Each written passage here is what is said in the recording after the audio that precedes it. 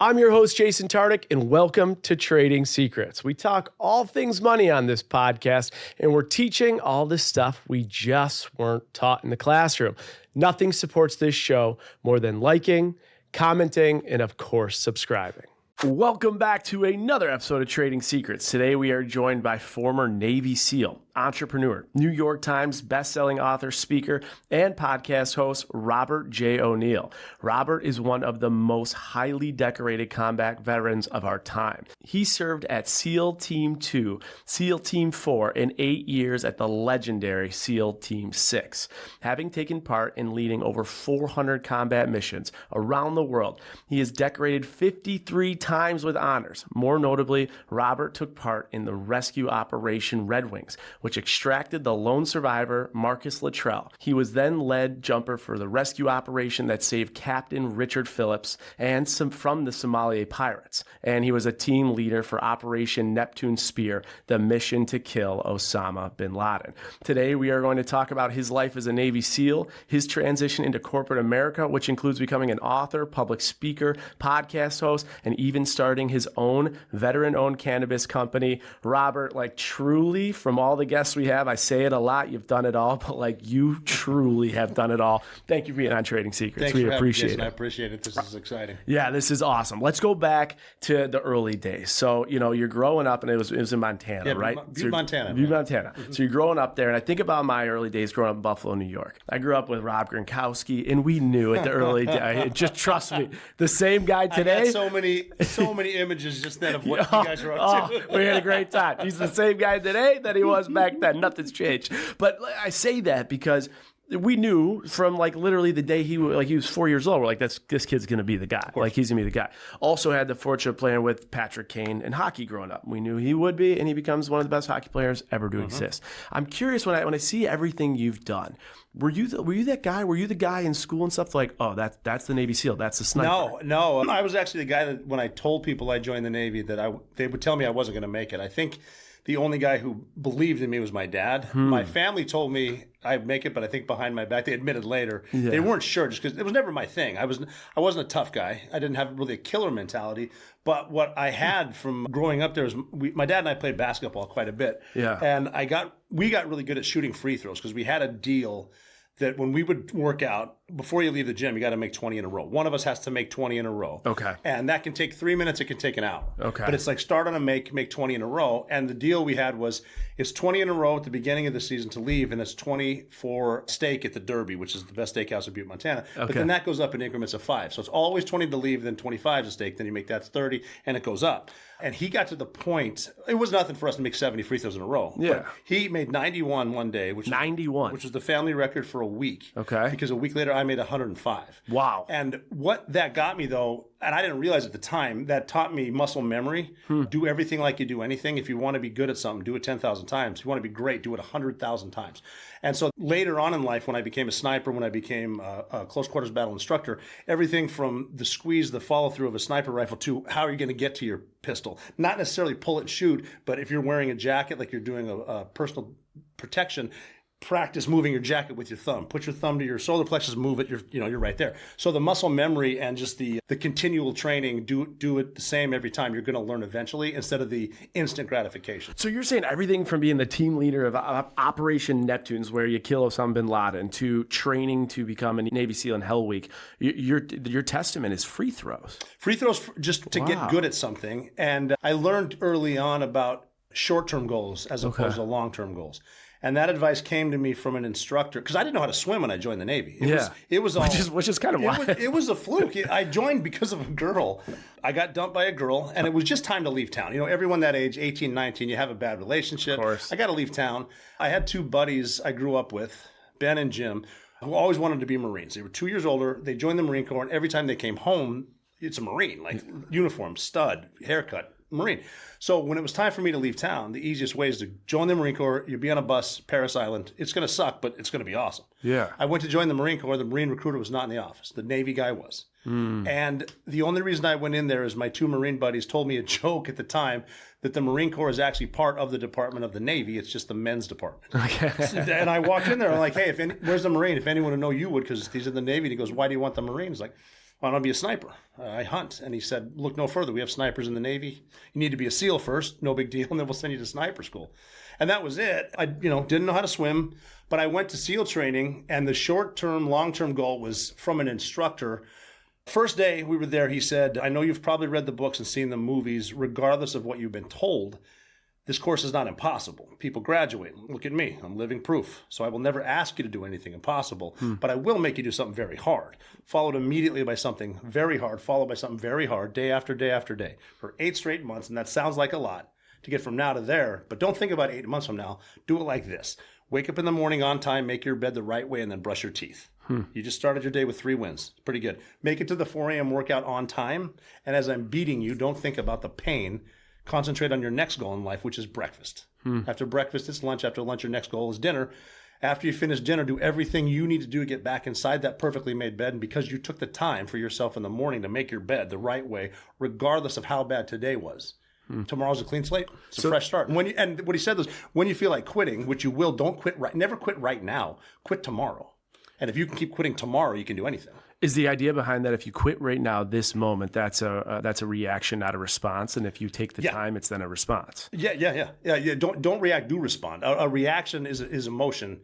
It's like it's okay to write that nasty email. Don't hit send for 24 hours. If it still bothers you, it might be worth it. Yeah. But quitting right now is like pain is temporary, pride lasts a lifetime. Okay, genius. And I can't wait to get into Hell Week. We will get into Hell Week. Before we do get into Hell Week, I did hear you say something, or I read something about, I believe it's called the Die Fair program. Yes. Is that what you signed up for? And can you tell, especially finance podcast, can you tell a little bit about compensation and then also what that program means? Well, it sounded like a lot because it was a $2,500 bonus, which to me is a dude working at McDonald's. Huge. That's a big paycheck. I can put gas in my Buick Skylark. But it gave me, it was a guarantee. I had a buddy tell me, he went to the Army before I went to the Navy and said, get it in writing, which is great advice for anything. Okay. Like even if someone says, we'll do business over handshakes, like, cool, sign the paper, I'll shake your hand. Yeah. So he said, because he tried to be a ranger and they didn't give it to him because he didn't sign it. Yeah. So the Die Fair program guaranteed me a chance to take a test to get into SEAL training. Gotcha. And then because not everyone's guaranteed a chance. No. Okay. What the recruiter will tell you, if you believe it or not, they'll lie to you to get you in. Interesting. They'll tell you when you get there you can volunteer, but get it in writing. Okay. So that guaranteed me a shot at it.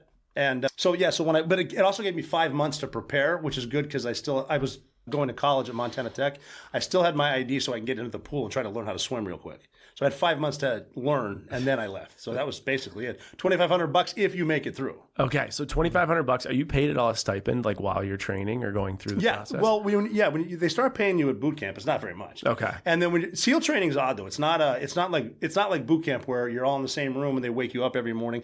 It's Monday through Friday. Okay. And you need to be where they want you. They're not going to come get you. You better be there with a full head count, everyone there accounted for, and then ready to work on the dime. Okay. So once you go into the SEAL training, then how long is that process? 9 months. 9 months. But that's 9 months for the basic underwater demolition SEAL training. Okay. They're not really teaching you much. They're just beating you. Okay. It's 3 phases, all physical for the first 11 weeks.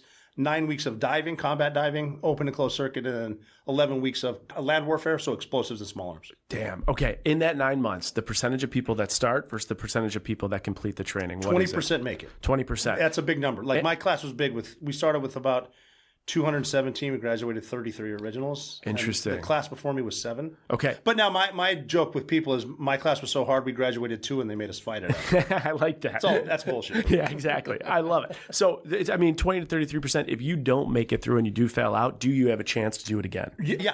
Okay. Yeah, depending on your attitude, really. Because some guys, the younger guys are the ones who quit because they're like, well, the fleet, because if you don't make it, you're probably going to the fleet to a ship. And it's so bad in training, you're like, well, I'll just quit and go to the fleet. How bad can that be? That's worse.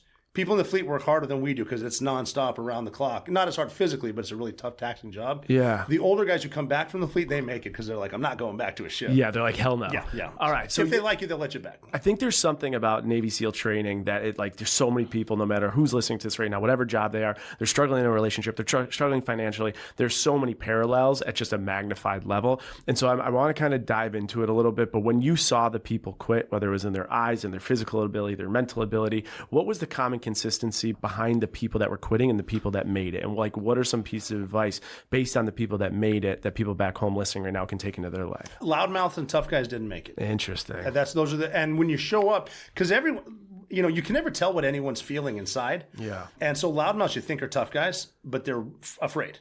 It's the guys that eventually made it were the guys who just kind of get it. Like, I'm going to do this, I'll do that. I might not win everything. Like you have the 1%ers, like the LeBron James and the, Michael Jordans that are just 1%, but most of the guys are just normal dudes that are going to get through it. You learn quickly that it's a mind game. If your mind quits, your body is going to follow. Once your mind goes, you're never going to tuck it back in. But you can convince your body through your mind to do anything. You can stay up that extra few hours. You can do that extra work, run the extra mile. If you only keep your mind in it, your body's going to get beat down. And people don't quit just because it sucks, but they quit because I'm tired of the shin splints. I'm tired of my busted knee and my broken ankle.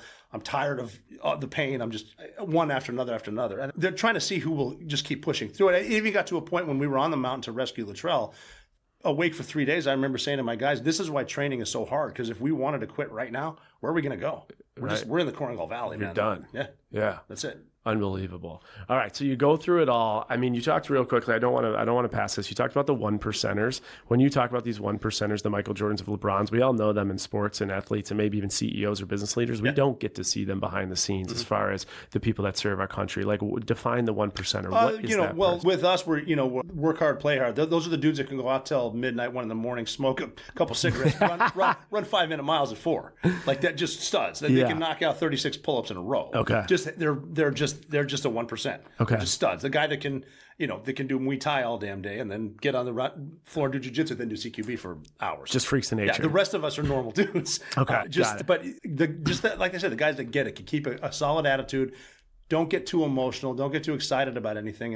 And even with quitting and SEAL training, get to a point where if someone's like, I'm just going to quit, it's like, I can't talk you out of it. Yeah. Your mind's made up and I'm not going to try. It makes perfect sense. There's a famous, funny TikTok trend that goes viral about how often do dudes think about the Roman Empire? And most of this listening audience is female, about 75%. So they have fun with it, making jokes about it. I would also say that connects to like Hell Week. Like a lot of like my buddies and I will talk about who's the person that can make it, what does it look like, etc. Can the people that don't have a clue that are listening right now, they don't even know what Hell Week is. Tell them what it is and tell them like some of the biggest challenges and just paint the picture. Well, Hell Week it starts on Sunday afternoon and you don't sleep until Friday afternoon, early evening. Mm-hmm. And you're in what's called a boat crew, 7 dudes, and you're carrying a boat on your head everywhere you go. Big, heavy boat, and you're running together.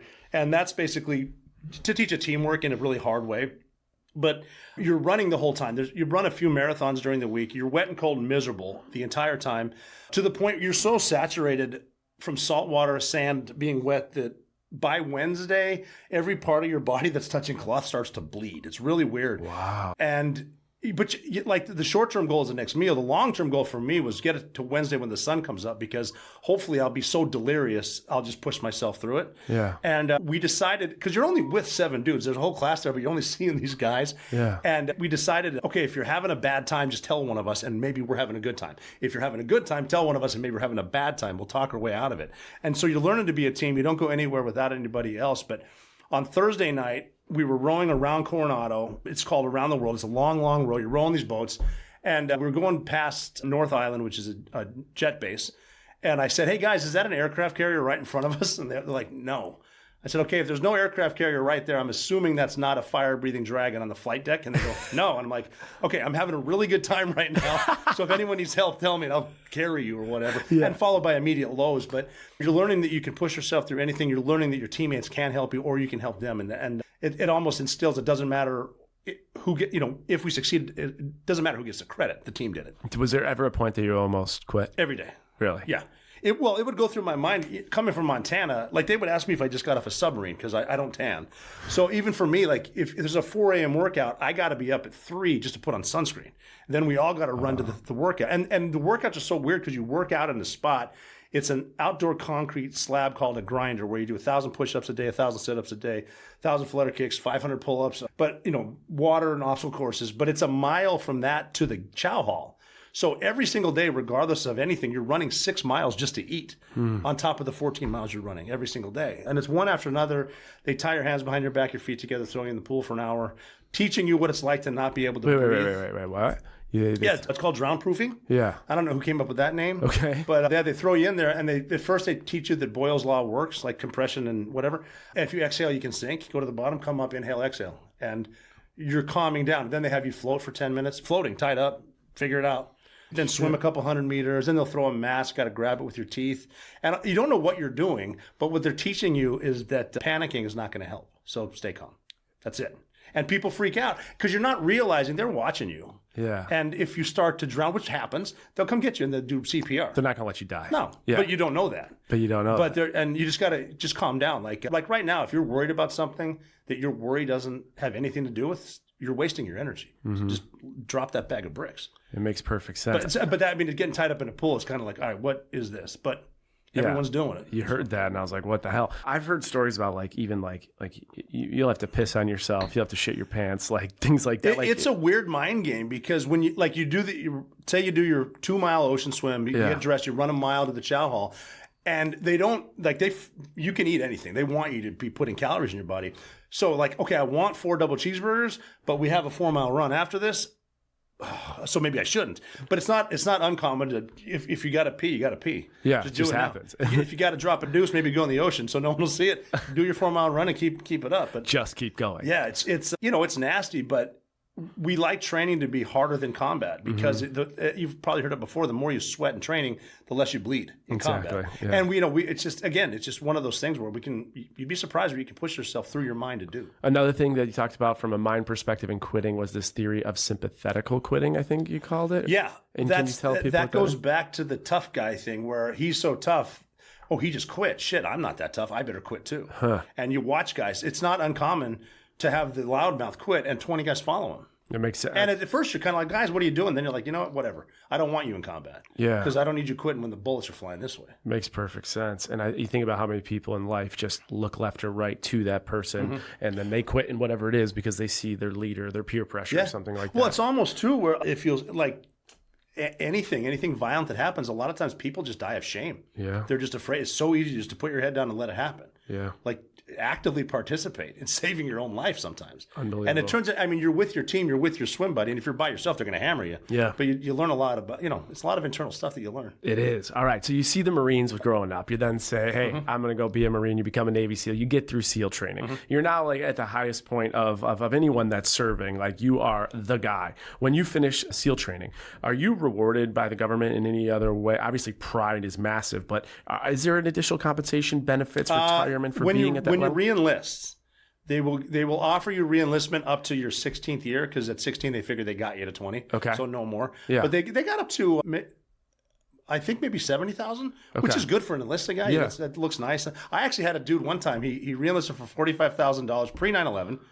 And he said, real quick though, re-enlisting is like you've served your time and now you're re-enlisting for that I'm going to give period. you 4 more years. Got it. Yeah, Okay. and they'll give you a bonus for doing that because they want to keep you in. Because they just dumped a lot of money into you to train you. Of course. But I had one dude that re-enlisted for $45,000. This is before the iPhone. He goes, I got a weird thing. I'm going to put it all into Apple. I'm like, you're an idiot, dude. Stop. Not that bad. Oh, damn. All right. So if you're He's over there sipping a martini in his mansion laughing at me now. Yeah, right. But like Navy SEALs then you're technically getting paid similar to people in the Army, Marines, etc. You have a base pay that every rank has. Okay. And then they'll pay us additional pay for diving, jumping, combat pay, hazardous duty, save pay if you get to a tier 1 unit, which it's good when you're there because everyone's making the same amount of money, but you don't realize that you're really, really underpaid. Okay. Interesting. It is fascinating, but obviously so much pride, a legacy that will live on forever, quite frankly. One thing I heard you say is that snipers will kill more people. I think you said assaulters will kill more famous people. How profound is that? It's one of those things. I was saying it as a joke, and I just figured it would work because our snipers were getting some. Like when we would go, especially to Iraq, before we'd go because you're going in urban environments, going into buildings, snipers get up high and they're just looking out for you. And they always spot the bad guys, really, really good dudes. And they blast people that are trying to get us. They'd save us. Same with the Rangers. We'd always hear them go hot. It's going to be a good night. But I just had that because I was a sniper going to SEAL Team 6, but I want to be in the room. I want to be on the hostage rescue. I want to go after the tier 1 targets. But I was even saying too, even though Delta Force is going to get Bin Laden, maybe I'll get to meet the guy because I'm an assaulter at SEAL Team 6. Yeah. But it's not going to be us. There's no way. Interesting. But if you just make yourself available, wherever you are, be there. Yeah. And if you put yourself out there, it might come to fruition. You speak it into existence. Obviously, you did. We'll get into that. But you're part of SEAL Team 6, of course, the mission to kill Osama Bin Laden. Before that, over 400 combats. I mean, was there anything within your legacy and length of combats that even came close to what you guys were doing as far as the Bin Laden mission? And were any of them as as risky as the Bin Laden There mission. were a lot more risky missions that we did. Interesting. And what the missions that we did before, though, it was really good. I hate to say training because we're in combat and we're getting in shootouts, but we were learning from it because you learn a lot more from failure than you do from success.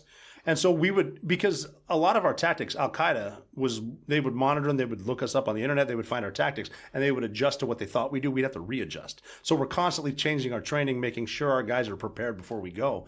And we learned little things like if you see movies and something happens and people start screaming, go, go, go, and yelling, shooter, blah, blah, blah. We learned shut up. If I see you turn a corner and point up, you don't need to yell stairway. I'll assume it's either stairway or you ran into a 14-foot terrorist. Interesting. And if you're putting a bomb on the door, you don't need to yell fire in the hole. I'm assuming you're going to blow it up. Yeah. That's it. So you might as well yell, here we are, here we come. Just shut up. Yeah. Keep it simple too. Like when someone, they asked me about the Bin Laden raid, some compound that big, how did 23 of you guys clear it? That's not a lot of guys. And it's like, well, if the guy in front of me went left, I went right, and we just kept doing that. Space. Keep it simple. Yeah, keep it simple. Yeah, so we would learn from it to the point where we got really good, and we would just learn from targets, and then we would always, every day I went to work at SEAL Team 6, I would wake up excited because I get to go to work with people who are better than me. And instead of undermining someone that's successful, I would ask them, like, if someone outshot me on a competition, I wouldn't try to cheat their score. I would say, hey, what time do you wake up and what's your workout? What do you eat in the morning? Why did you move this pouch to that side? What's your thinking process? And making the team better. It's exciting. And we learn from everything. When you're doing your work as a sniper, I have read that majority of the work is actually surveying. It's like, right, a lot of it's just surveying the area as opposed to shooting. Is that the case? A lot of it is watching. It's boring. Okay. Before we went, right before 9/11, we were in Kosovo. We would do 3-day missions in the mountains, watching towns, and it's so monotonous. It's so boring. You're looking through the same scope. And that's where I learned to count. Just start counting 1 to 1,000, 1,000 to 1. To what? Keep yourself entertained? Count, yeah, because you're looking, but I want to keep my mind on something. Interesting. Instead of just like, fading out and falling asleep or whatever. And that helped. But even with snipers, a traditional sniper shot, pulling the trigger is simple. Holding it where someone tells you to hold it is simple. The spotter's got the hard job. So a spotter will lay right behind you with the spotting scope over your shoulder. And his job is to tell you where the target is, sort of guess the distance. The further you get out, your distance needs to be spot on. So whether you're lasing it or doing mil dot counts or whatever. And then the spotter can actually see the vapor trail of the bullet. So he's got to correct for the shooter. So all I'll say is like, 2 left, up 3. And then the sniper just holds and pulls, and the spotter's got to be right. And the spotter, just something I want to backtrack to. You said, like, what is this guy eating and what is this guy working out? I would never connect nutrition and weightlifting to potential success of a shooter, a sniper. So, like, what are the things that go into making those people the best of the best in their business? Those people, like, what is it? I think, the nutrition is with anything. Like, you're going to, and I'm guilty, instead of eating a fast food in the morning, having a protein shake or something like that. Because it's everything with shooting, like your heart rate might go down. What are you, like, what is making you better than me? And I want to copy you. That's basically it. And so do you, like they say, the most successful CEOs in this country actually have super low cortisol levels and they're just not like impacted by stress. Do you see a connection into that? I think so. I give myself my own advice every day. Yeah. And I'll flip out about the dumbest stuff. But I have to take a deep breath and a step back and realize that stress is a choice. Like, I can be stressed out or I can just not. But it takes a minute for me to do that. Like even today with something with traffic, I'm yelling. I'm like, that's not going to speed her up or speed him up or whatever. Chill out. So you're like the concept of like anxiety and stress, you're just like, no, you control that. Yeah, you can. Yeah. But you can also let it spin out of control. It's like panic is contagious. If someone panics, we all like. Look at why did we run out of toilet paper in 2020? Yeah. It's not toilet paper is not a survival mechanism. It's just nice to have. But someone bought it all. Someone else saw them, so he bought it all, and it's panic. Yeah. Like look at an airport. If someone from Zone 5 tries to board with Zone 1, chaos. Yeah, that is true. That's a good point. But you know what else is contagious that I learned is calm, because no one can tell what you're thinking, and if you could portray calm, people will see you and be calm, and that makes everyone calm. That makes a lot of sense. But again, like it sounds good in theory. Yeah. I'll be screaming at someone today. Let's talk. Let's actually take that into practice, right? So many people here will deal with crazy days or bullshit bosses, or they get screwed over on a deal, whatever. They go nuts, they freak out. And your line of work, like your pinnacle of what is probably the most frustrating, scary, lonely, sad, fearful, is probably knowing that you're doing something that is like actually taking a human's life.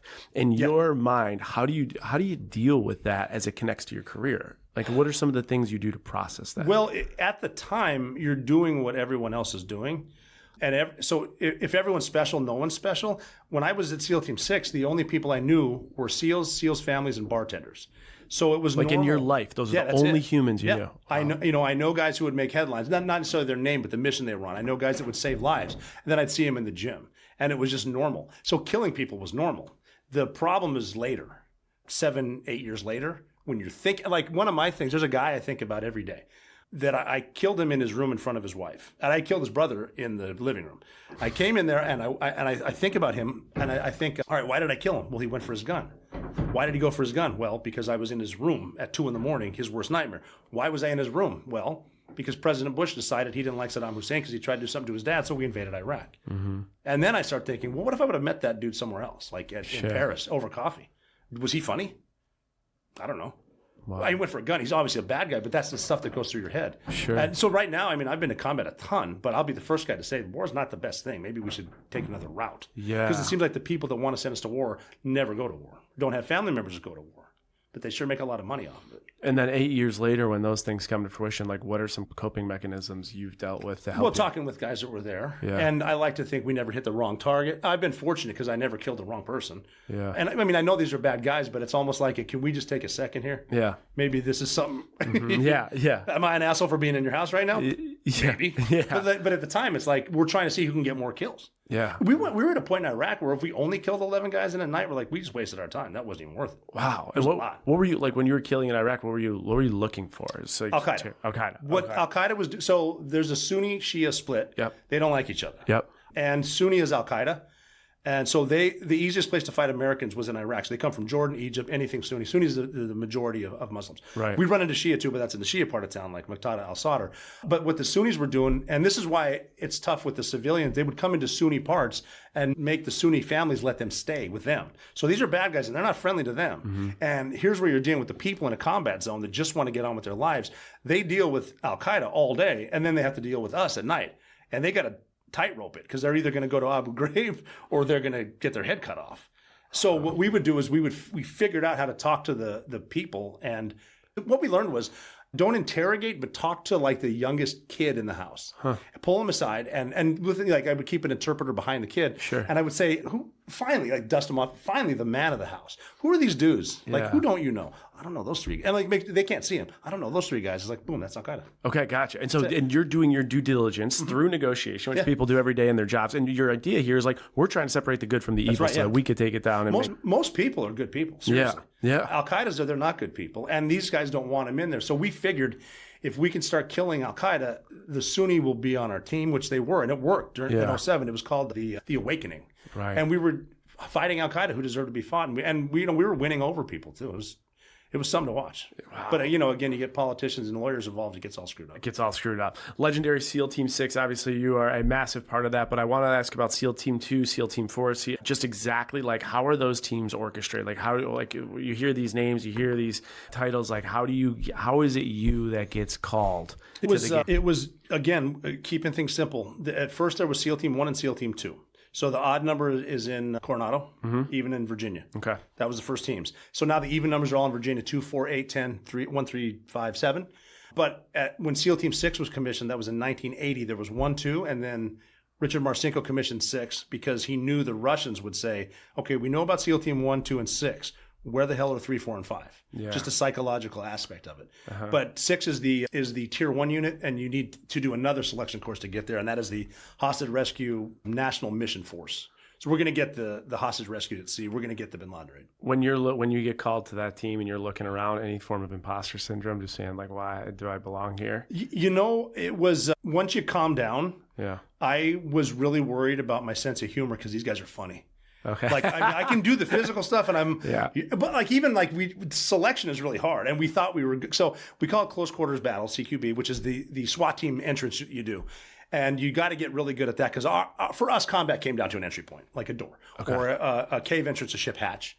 And once we got through the hardest selection course in the world, we're good. Yeah. And then I got to my squadron. The first run, they're just gone. I'm like, where the hell those guys go? They're just clearing the house without me. Wow. So tactics, speed, and humor. Okay. And the humor I learned. The humor is interesting. You wouldn't expect that. You can't lose your sense of humor, because if morale takes a dump, the whole team's going to fall. Yeah. And keeping it simple, one of our mottos is nobody wants to work for a dick. Yeah. I had a dude tell me that nobody ever worked for me, they work with me.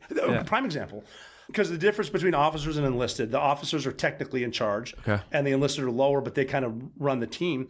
We were in Iraq, that 07 deployment, and we would hit a house full of terrorists, but then we'd find intelligence, go to another house, follow on targets. Hit another one, another. Now we're sweaty, it's hot, even though it's night, and I want to hit another one. I would keep my maps like a quarterback. Yeah. And my boss, who's an officer, my commander, was right here, and I said, all right, here's the deal. We're in building 1-1 right now. I want to hit 2, and I go, you know what? Shit, sir, you're in charge. And he said, he's a good leader. He said, oh, make no mistake, I'm not in charge. I'm responsible. You're in charge. Don't fuck me. Oh. He's like, that's a good leader right there. God, the amount of life lessons you learn in a role you like learn in the hard way. Yeah, it's like the hardest way of all ways. One thing I heard and I read about was about, and I think the exact quote you used before you got into the monologue was, you said the woman who found Bin Laden told you that, I don't know what's inside, but there will be a stairwell and then you're going to run into Khalid Bin Laden, the son. But before we go there, I stopped at the woman who found Bin Laden. Yeah. How many times were you guys on missions, or do you know of missions that were deployed in which you thought Bin Laden was found 0. and it wasn't? That was the first time. Yeah, we thought he was a ghost. He's gone. We're never going to find him.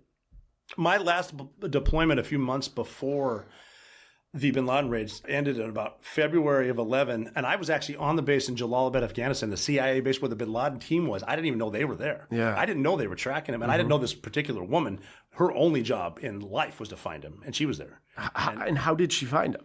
At some point, they intercepted some phone calls from one of his old couriers to his mom in Kuwait, and she asked where he was, and he said, I'm working with the people I used to work for. And they just knew that her son was attached to Bin Laden. So this guy was so smart, he would drive around places like Karachi, Pakistan. Someone would drive and he's on his phone, and they can't quite find him because he's moving. So they had he would make a call, they intercept, you got to find him. And we're talking in Karachi, like bazaars and people everywhere. You got to find one car, you don't know what it looks like with a guy on a phone. That's going to take years. They finally got him, and then they got to track him back where he's going. And the way they would do that is get a local and follow him to a spot where you lose him, and then keep someone there. And then if you see him again, follow him there, and then keep him there. And they did that for years until finally the guy took a right down a dead-end road. Okay, he went to that house. That's something. Now they started watching that. And then they got to watch the house. And the Bin Ladens were really good at their operational security. Like they burned all their trash. They grew their own food. Nobody gets in. They called him the pacer. They would see one dude that would walk around, and the smart people would see like his shadow, and based on whatever he's this tall, that matches. He never stops to do menial work with other people. He's really important. That's someone. It's either a major drug dealer or that's an Al-Qaeda leader. And she was the one that knew it. And she turned out to be 100% right on every single person in that house. Unbelievable. Yeah. When she did say that she thought he was there, did she give a percentage of likelihood? 100%. She knew 100%. We would finish training, like we would work with helicopters all day long, all night long, working our problems, working our contingencies. Then we'd go back to the hotel. Someone had made a 2-scale model of his house. We'd talk about everything, keep talking. Then when we were done, she would say, okay, guys, Osama Bin Laden right now is on the 3rd floor of this house. I don't understand why we're not going sleep well. Same thing every night. Yeah. Guys, we got to go. He's going to leave. Yeah. Some of the greatest evils that we've ever seen in the history of the world, some people also put in the same like classification as like genius. Would you put like a Bin Laden? Would you space that? Like he's like genius, you're saying IQ genius. Charismatic. Millions of people loved him. Because when you go into combat, you got to figure everyone thinks they're the good guy. And so he had followers that literally would blow themselves up for him because he told them if they martyr themselves, they go to paradise. Wow. And no, but they know it. And you have to see it to believe it. I tell people, like, when you go to Thanksgiving dinner and that one crazy aunt who's completely religious and out of her mind, and she knows she's right. They're worse. They know they're right. And they're killing themselves over this. Unbelievable. So yeah, he was a genius. Okay, let me get into this though with Bin Laden. So you're called to action. It's go time. You've practiced 100 times over. When you're getting ready, and I'm trying to make parallels of the craziest examples ever to exist in the world to like anybody at home that's getting ready for maybe a big day, but you're getting ready. Are you like, let's kill this motherfucker? Are you like, I might die today? Are you like shitting your pants? Like what is going through your brain? There wasn't fear at all. No, but we expected it to be a one-way mission. But how do you not have fear in a moment that really creates a lot of fear? It's not going to matter. The way we're going to die, we won't know. because it's a 90-minute flight in on helicopters that we don't know if they work. And we're not at war with this country. First world air defense, 90 minutes to fly in. There's going to be a gunfight as soon as we land. If anyone's going to blow his whole house up and kill everyone inside, it's Bin Laden. We're going to run out of fuel. We don't have places to refuel on the way in. So we might end up dying fighting Pakistani police. We might end up in a Pakistani prison. That'd be a slow death. We were so convinced that we weren't coming home that the guy that actually was with me on the last set of stairs, it wasn't planned that way. It just worked out that way. He said, don't take this the wrong way because I'm going 100%. I just need to say it out loud. If we know we're going to die, why are we going? Which is fair. And what we said to each other was, we're not going for the fame we're never getting the reward, but we are going after Bin Laden for the first Americans to fight Al-Qaeda toe-to-toe to the death, and those were the passengers on United 93. We're going after Bin Laden for the single mom who dropped her kids off at elementary school on a beautiful Tuesday morning, and an hour later she jumped to her death out of a skyscraper because that's a better alternative than whatever is going on inside. And like, she looked down and made a choice and maybe grabbed a stranger's hand, and her last gesture of human decency was holding her skirt together as she killed herself. They were never supposed to be in the fight. We're supposed to be in the fight, and that's why we're going. Mm-hmm. That's the conversation we had with each other. Wow. And it was, even before we left, it wasn't handshake, it was a hug and like, time to go, boys. And in your head, there was a big likelihood that you weren't coming back. We're not coming back. Well, I even ran into, they called her Maya in the movie. I ran into her on the way to the helicopter, and she was outside. She came over with us. She's in Jalalabad. And she was pacing. And I said, hey, why are you nervous? And she goes, are you kidding me? Why aren't you nervous? And I said, because I do this every night, man. I fly somewhere, I fuck with people, I come home. Yeah. And I was walking away, and I go, of course, you need to be right on this one, so I understand why you're pacing. I'll see you in a few hours. Yeah. So it's all right, give me, of all this experience, which is so wild, what is like one takeaway to keep your composure in times of mayhem? What is breathing, mental, telling yourself? Get rid of the noise. If you can't affect something with worrying, let it go. Mm-hmm. The whole what someone else says about you is none of your business. Mm-hmm. Breathe. Yeah. Slow down. Slow is smooth. Smooth is fast. If you want to be fast, slow down. Yeah. I like that. And I think the big thing I'm taking away is like reconditioning your thinking, right? If you're thinking like, if we know we're going to die, why are we going? Just that reposition of this is why we're going. Yeah. Think about how your attitude shifts, your energy shifts, like every motivation shifts, just reframing. We even had the Braveheart talk because we told guys, you can pull yourself off anytime. Yeah. You don't have to go.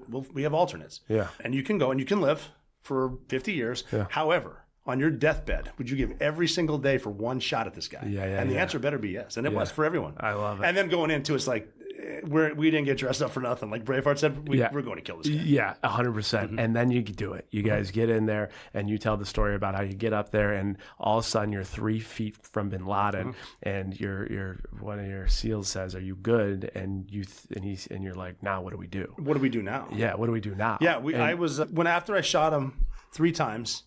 His wife, Amal, he was like sort of pushing her toward me. Yeah. And I was moving her because I was in the room alone, but I know other guys are coming in. And we are the good guys, so I don't want her to get hurt. And I actually looked down and I saw his 2-year-old son, Hussein, standing there. Mm-hmm. And this is the humanity of it. As a father, I was thinking, this kid's got nothing to do with this. Yeah. So I moved them back, and then I turned around. I can hear Bin Laden take his last breath. And a guy comes up to me and goes, "Are you good?" And I said, "What do we do now?" And he smiled and he said, "Well, now we find the computers that you do this every night, hundreds of times. Come on." Yeah, wake up. I go, "Yeah, you're right. I'm back. Holy shit." And he goes, "Yeah, you just killed Osama Bin Laden. Your life just changed. Get to work." And it was just like instantly. Get to work. Yeah, well, pulled me back into it. Okay. Because we're supposed to be dead. And I was like, well, shit, now we can leave. Once you guys were exiting, was there any risk at that point, or were you guys in the clear? A whole bunch of risk because the locals, because this is a resort town. This isn't a war zone. The locals were kind of coming out because we crashed a helicopter. Yeah. It's loud on a Sunday night. There was a dude outside tweeting about that. And the locals were... We brought a dude with us, though, and no kidding, I still don't know who he was. Yeah. I think he was a targeting officer or something. Okay. But he spoke fluent Urdu. Okay. So he didn't know accent. And he was yelling at the people, "Go home, this is an ISI exercise, no big deal." Oh, okay. But we had to blow up a helicopter and bring another one in to get out. So it was busy. Plus, we didn't have our Air Force guys with us. They're our experts at calling an aircraft. I mean, we know how to do it. We're not as good as them. Yeah. Like the most dangerous guy you never heard is a combat controller in the Air Force. Yeah. But we didn't bring him. We just us. So we had to call one in. They came in, and then we hopped on a big helicopter to leave.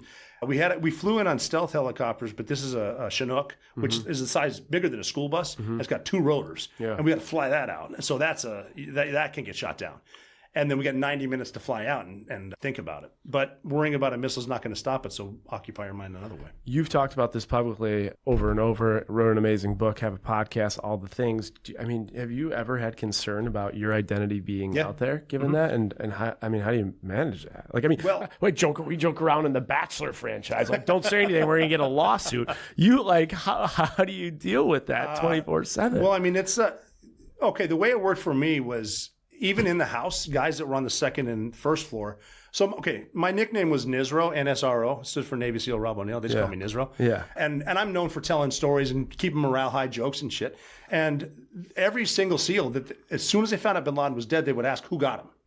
And they'd say Nisro. And they'd be like, shit, we're never going to hear the end of this. But every SEAL asked that. And so when we're flying back, other SEALs in Virginia Beach heard, and a buddy from Coronado called them, don't tell anybody, but dudes would be out at a bar, the bartender, who got him? Well, don't say anything. But so by the time we landed back in Virginia Beach, everyone in the SEAL community knew I did it. I had guys from the White House call down and congratulations and up in New York. So my name's out there already. And, I tried to keep it that way for a while. You can't get that toothpaste back in the tube. And it's better to acknowledge a threat than to put your head in the sand and think it doesn't exist. So, it's there. And I have security stuff I do, guns, dogs, cameras, but the unfortunate thing is they need to be right once. But an important lesson is to think it like I'm a target, but so is every American. And there's sleeper cells here now. And not to scare everyone, but would it be easier for Al-Qaeda to come find me, a hard target, or would it be easier to go to Times Square? Yeah. What are they going to do? They want a big, beautiful target, not me. If they get me, great, but they're going to get in a fight too. Yeah. It's not fun, believe me. It's one of those things where it's like... Has there been any attempts? There's been a couple foiled, but I don't know how serious it could be. I don't know. All right. So your life changes the second you pull that trigger. I have so many more questions I want to ask, but I do want to bring it back to the podcast.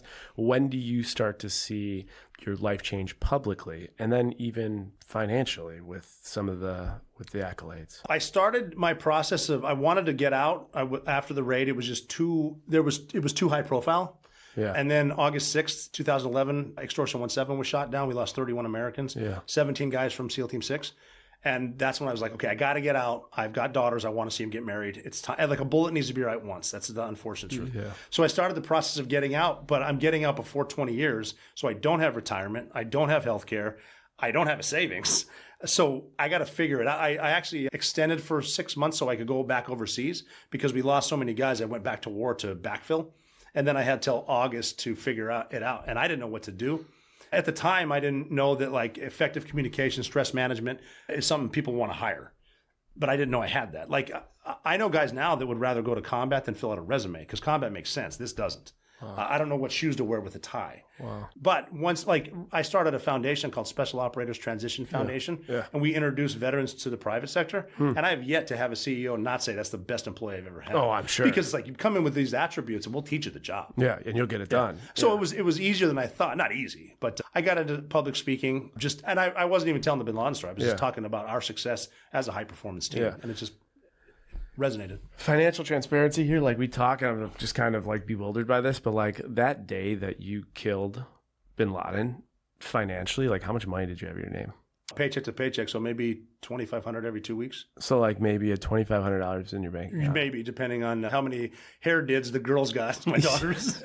I didn't know how much it cost to go to get a pedicure until my daughter started doing it. But the guy, it's the guy who literally is a Navy SEAL who gets called upon and kills Bin Laden is broke. Yeah. These are normal dudes, Navy SEALs. When we rescued Captain Phillips, it was Good Friday, April 10th, which is my birthday in 2009. I was at my daughter's Easter tea party at her preschool. Yeah. And then I got a call that a guy by the name of Captain Phillips had been taken by Somali Pirates. They called my team to go get him. I had to kiss my daughter goodbye. 15 hours and 46 minutes later, I had a full head count in the Indian Ocean. And we rescued Richard Phillips from Somali Pirates, and we were still broke. Unbelievable. Dudes are mowing their own lawn, can't afford the mortgage. They get a call, they got to go. To me, that feels like a serious, serious problem. We don't realize it is, though. It's like everyone's struggling, so we're just going to go together. Misery loves company. Yeah, and then again, the guy that kills Bin Laden is still trying to find ways to work and make money even after that, just grinding out, just trying to make a couple bucks. I think about, too, the family side of it. I'm a girl dad, 4 daughters. My youngest daughter at the time was 4, maybe, for the Bin Laden raid. I couldn't even tell anyone we were going. I just got back from war. Yeah. And I couldn't tell her we're leaving, whatever. And my little girl went up. I don't know what at that age you put into a little pink carry-on, but she came downstairs and she put it by the door and said, well, when you come back, we're going on a trip. My little 4-year-old is like, I'm going to die next week. There's a toll that these guys, men and women, I think, we're just the guys that went there. There's so many women behind the scenes that, of course, they're the smart ones. I always tell people, I was smart enough to carry a sledgehammer and a gun. Just point me in the direction, we'll figure it out. Yeah. Oh my gosh, just absolutely crazy. So you decide to hang them up after that, but you don't even hit your full retirement. No pension. And it's still like and your identity's at risk. There's death threats, and there's still nothing that the government is doing to still help. Not. Like not even like a little money out of the, do something. Like nothing. You did. That's fucking crazy. They gave the last press secretary insane. for the White House Secret Service detail. I have to pay for my own security. Well, I mean, especially when you start to get into politics, you start to get into like a little bit of insider trading and like what's going. Like it's fucking crazy that like you're still paying for your. I mean, that is asinine. Have you fought that at all? Have you done anything in that? I've not fought it. I've brought it up. Like I'm headed to DC soon just to talk about PTSD, all kinds of traumatic brain injury stuff with Congress. Just to. I'm not worried about myself. I'll figure it out. The politics of it. It's tough to go paycheck to paycheck and you watch politicians who can pick stocks better than Warren Buffett. That's what I'm saying. Crazy. Yeah. It's almost like they're really good at this, or do they know something we don't? Or do they know something that we don't? When you're like, as far as CIA, you said that you like your identity was protected. Like you only knew a handful of people. Is that like you don't have any friends? Like people can't know what you're doing. Everything's a secret. What you're doing when the missions were secret, but it was just our community. Yeah. Because a lot of us still knew each other from SEAL training in 1996. Okay. And that's just what we know. We travel all the time. We're on the road all the time. And our families just know each other. Yeah. So it just was like, it's like even like we know some motorcycle gangs because we'll ride with them on Sunday. So, but it's basically the same crew everywhere we go. And that's just all what we knew. Understood. All right. That was in 2011. Fast forward 2025. Now an author, podcast host, public speaker. You own your own cannabis company, an entrepreneur that took 2 years to get licensed. Yes. Have you started to see some financial success with some of your entrepreneurial efforts? Yeah. The biggest lesson I learned was what my fair share in taxes is. Yeah. Because in the Navy, they were just withholding it and you don't realize it. Yeah. And then once you get out, you're like, I gotta cut a check every quarter. Who's getting this? That's why I get pissed off because I've been to Liberia. Yeah. And when I went there in 2003, there was a civil war and cannibalism. Yeah. And to find out that millions of our tax dollars went over there so they could understand their voting rights. Yeah. It's like, dude, they're wearing life vests on land shooting each other. They don't care about their voting rights. Who's keeping that money? Right. But yeah, I mean, yeah, it's interesting. But I learned, you can get paid for what you're worth. And a lot of my foundation came from public speaking. Like when I was told that public speakers get paid and they told me how much, I had to say, hey, is this white collar crime? No one pays that much money. It's like, no, this is just the private sector and people pay for shit here. Yeah. The government's not going to pay you. Is it fair to say with public speaking, you made more in public speaking than you made in your entire time serving? In the first 6 months. Yeah. In the first 6 months. Yeah, unbelievable. Probably. I mean, I'm fucking glad you're in the private sector now. You deserve it. What's funny too? The difference between being in the military and the private sector, I went out to my very first speech. I was in Florida. I'd never spoken publicly. Yeah. I didn't have any training. And I got to go out. It's like 2,000 people. And I called my agent. I was like, hey, I'm a little nervous. I've been shot at, but I don't know if I'm going to faint out there. and she goes, hey, here's the key. Have 3 glasses of red wine right now. Not 2, not 4, 3. You'll be fine. And so I went out there, and it was the Airline Pilots Association. And so they were airline captains, and they were Marines. And so I got immediately heckled for being Navy, and I'm like, this is a safe crowd. I'm you're safe. good. You're so good. I got through it. I'm like, okay, I can do it. How wild is that? For anybody out there that gets nervous about speaking, even Robert J. O'Neill, who had to literally think his life was gone, killing Osama Bin Laden, had to take 3 glasses of wine. You're making yourself so relatable. It's unbelievable. I want to give you the opportunity to talk about your foundation and your new cannabis company and where, if people are interested, how they can get involved with both, and your book. The platform's yours, and just tell us all the things. We can start with your cannabis company. Yeah, check out operatorcanna.com. Okay. And everything I do is the operator, because I'm not just saying that I'm the operator, I'm describing the life of the operator. Mm-hmm. And the operator is anybody. The operator is the dude who doesn't get thanked for cleaning up the trash in Manhattan at 2 a.m, but he's cleaning it up. He's got a family too. He has to leave them. Doesn't make much money. The single mom's the best one because she is making the family run, and that's the core to anything successful. Yep. She's an operator. So as an operator, I will tell you what I think. You tell me what you think, and if I'm wrong, I'll admit it. And I'd like to get your input. So the Operator Canna is just, we got a couple different strains, indica, sativa, and hybrid. Cool. And it's because of the post-traumatic stress, the anxiety, a lot of sleep problem. I had a lot of problems sleeping. Okay. And, with alcohol, I wasn't getting good sleep, and I'd get in a little bit of trouble sometimes. With cannabis, it helps me sleep, it chills me out a little bit, gets rid of the noise. And so we're starting to sell it in Manhattan. We're looking to move with that. That's my primary right now, just because it's a different way, and it's a good way to help even TBI, anxiety, and stress. The psychedelics, Veterans Exploring Treatment Solution, vetsolutions.org. Okay. And that's the group that sends veterans to Mexico to do psychedelics and or plant-based medicine. So that's ibogaine. We were talking about that before, which is a 5,000-year-old root from Gabon. And it just gets you into your brain stuff that you've compartmentalized or shut down. It shows it to you again. You deal with it. You come out of it, and this stuff cures addiction. It's cured alcoholism, fertility problems. It cures, and that's why we don't have it here legally, because it cures. And it's a wonderful, wonderful plant. Another issue in this country: preventative medicine and cures. So with that, and then my foundation, Special Operators Transition Foundation, SOTF.org, and that's the one where we take veterans and put them in the private sector. And it started out as I want to help veterans get another job, but now it's like I want to help the economy, because these are really solid people, and men and women, because there are female special operators that no one knows about. We have them. Makes a lot of sense. I also, it feels like anyone that comes on the show has a book, and we just had a fine gentleman who had a book. I asked him the same question. I always ask this. So there's a million books out there. Obviously, this is yours. What is like the trading secret of why someone should pick this up? Like, what is the big thing that's like, this is the book you need to read, and here's why? It's proof that it doesn't matter what you look like or where you're from. You can do anything. Don't put yourself in a bubble that you think just because someone's from a different part of the country, they're better than you. You can do whatever. That's it, because I didn't know how to swim, joined the Navy on a whim, on accident, and just made myself available. I mentioned it before. One of my favorite quotes is, wherever you are, be there. Yeah. And just make yourself available, and stuff can happen. And I went from a bad relationship into the Navy on accident. I mean, even the little things, like I tell my daughters now that, because I try to join the Marine Corps, the butterfly effect doesn't matter if it's a good or bad decision. In 20, 30 years, the impact it has is amazing. I tell my daughters, if that Marine recruiter wasn't at Arby's at 11:30 on a Wednesday, you wouldn't be alive. How crazy! Because I'd be in North Carolina, not Virginia. Yeah, how crazy is that? So, and again, take the shot. Take the shot. Yeah. Apply for that job. Try to get the role. Write a book. Write a play. Take the shot. And if you fail, you're going to learn. Because you learn from failure. The frustration is the learning process. Yeah. And again, it's a very minor comparison to what you said on the ground, but like in 50 years from now, when you're on your deathbed, like you're going to be like, why didn't I take that shot? That's good too, is when you're on your deathbed, what are you going to be asking yourself? You're going to be talking about your family. You're going to be thinking about them. Yeah. Plus, if you get buried with your money, the government's going to take some of it. That's true. At the end of the day. All right. That's the operator firing the shots that killed Osama Bin Laden in my years as a SEAL team warrior. Before I wrap, it's current. It's something I have been wondering about endlessly. I'm a big true crime guy, and the assassination attempt of Donald Trump, I feel like it came, went, no one says a word. Yeah. And I'm wondering, from your perspective, I'd be remiss if I didn't ask, what's your take on what happened?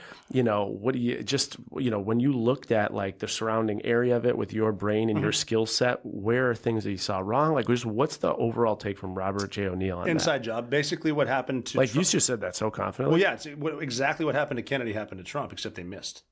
You kill Kennedy, you kill Lee Harvey Oswald, problem solved. This kid missed. Then they killed him. He was supposed to hit Trump, kill him, it's over. You don't get that. John F. Kennedy said, I'm going to smash the CIA to 1,000 pieces because of what they did in the Bay of Pigs. Because he said, we're not invading. So they went ahead and let the Cubans go, thinking, hey, we need air support. And Kennedy said, no, I told you we're not doing that. I don't like what the agency is doing. And you heard Chuck Schumer say, don't cross the intelligence agencies. They will, 7 ways from Sunday, they'll crush you. Trump is the Doge. He's going to go see what they're up to. Because and I want to be careful. Because the agency is like a shadow government that they're not elected and they have a lot of power. I think it was an inside job. I mean, there's no question. Or, okay, it's an inside job. Like, give me the odds. The odds in your brain, like, is someone who... 90-10. 90-10. It's 90% inside job, 10% incompetence. Interesting. And JFK? Inside job. Like yeah. 90, You look into Dulles. Yeah. Look into how LBJ got to where he was. Yeah. Look at the surgeons that said that he got hit in the front, how his brain's gone. Yep. All that. Little things like look at that. How many rows of seats were in that car Kennedy was in? There's 3. Everyone thinks there's 2. Yeah. Did one of those dudes shoot him? Yeah. A lot of them are conspiracies. Yeah. You've been behind closed doors. You've seen so much of what the public finds out way down the road, and you've seen the public only probably see a small percentage of what the reality of the situation was. Based on like what we know today as like American citizens, when we think about all things like the craziness of like these drones and aliens and all this shit, like what percentage do you think, based on the doors and the meetings you've been in, we know versus what's actually happening? Like, well, the issue, I think, is a little bit of narcissism where people get in these backdoor rooms that I've been in at the Capitol, and they just think the American public is too stupid to know it. Yeah. Well, there's going to be martial law. They'll flip out. It's like, okay, so you're going to lock them down in their houses for 2 years? Yeah. And just give them money you print? This is not good. So the stuff we don't know, it's almost an arrogance where here's like when people, as a combat leader, when people say, well, it's a need to know basis and you don't need to know, I would call bullshit. It's like, I want you to know what we're doing and why all the time. Yeah. Because you're going to be more efficient that way. Sure. Why would I hide something from you? Yeah. And they just like doing it. It's a power thing. Narcissists and sociopaths are just attracted to Washington, D.C. Not a lot of successful businessmen go into politics. And then when they get that power, it's the dude that got beat up in 5th grade. Now he's a congressman. Yeah. That's worth $80 million. And being worth $80 million working on a $220,000 a year, I don't know how many years you'd have to work to save that much. It's a lot. Well, that's some of the problem when we talk money and I hear what, like the fact that you're literally on the ground killing Bin Laden and you have no money to your name. Like it's just, there's a lot of things that are asked backward. Give me a number though, percentage wise. What do you think the American public knows versus what is actually happening? Like 50% that's of it? I'd say a little higher than 50%, 60%, I think. 70%? Yeah, about 60%. Okay, so it's probably about 30, 40% that's tough. There's other stuff. You got to figure, what have we explored? 5% of the ocean? Yeah, oh yeah. Yeah, there's some you see some of the fish that they're finding in Mariana's Trench? There's like some those shit out pirate there. fish Yeah, or whatever? they're fucking nuts. Down there. Yeah. Ocean's scary enough on the surface. That's true.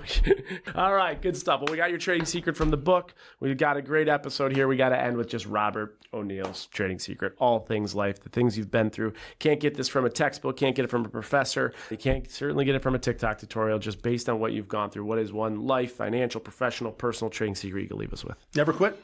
Yeah. You're never out of the fight, no matter what. Again, take the shot.